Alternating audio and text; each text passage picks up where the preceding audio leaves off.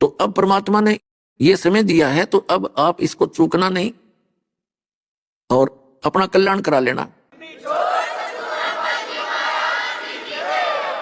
प्रसंग चल रहा है कि श्रीमद् भगवत गीता अध्याय नंबर 4 के श्लोक नंबर 32 में एक ब्रह्मण्य मुख्य शब्द है मूल पाठ में। तो इन अनुवादकर्ताओं ने इसका अड़ंगा कर रखा है, वेद की वाणी में लिख दिया। श्रीमद् भगवत गीता अध्याय नंबर 17 श्लोक नंबर 23 में यही ब्रह्मण्य शब्द है। ब्रह्मण्य ओम तत्सत इति निर्देश है। ब्रह्मण्य तिर्विध समर्थ है। ब्राह्मणा तेन वेदा च यगा विहिता पुरा। पुण्यात्मा, आपने सनातन धर्म सुना और सनातन धर्म के व्यक्ति श्री ब्रह्मा, श्री विष्णु, श्री शिव जी से ऊपर उनकी बुद्धि नहीं गई और किसी ने ब्रह्म मानकर पूजा की तो भी लास्ट में उनके साथ कैसे धोखा हुआ।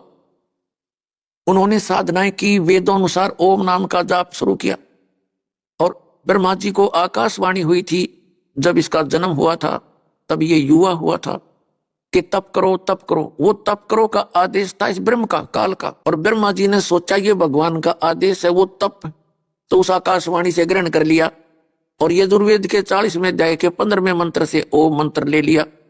ओम मंत्र को उस पूर्ण परमात्मा का जानकर ऋषियों ने साधना की और साथ में वो आकाशवाणी वाला हठ योग तप ले लिया। तो इन्होंने साधनाएं की, मेडिटेशन किए हठ योग से। तो इस काल भगवान ने प्रतिज्ञा कर रखी है कि मैं अपने वास्तविक रूप में कभी किसी को दर्शन नहीं दूंगा। श्रीमद् भगवत गीता अध्याय नंबर 7 के श्लोक नंबर 24 और 25 में इसने स्पष्ट किया कि अर्जुन, मैं अपनी योग माया से छुपा रहता हूं, मैं कभी किसी के समक्ष नहीं आता। ये मेरा अनुत्तम अव्यय यानी अटल घटिया नियम है और ये मूर्ख लोग मुझ व्यक्तिम आप न मननते अबुद्धे, ये बेबुद्धि के लोग मुझे कृष्ण मान रहे होंगे।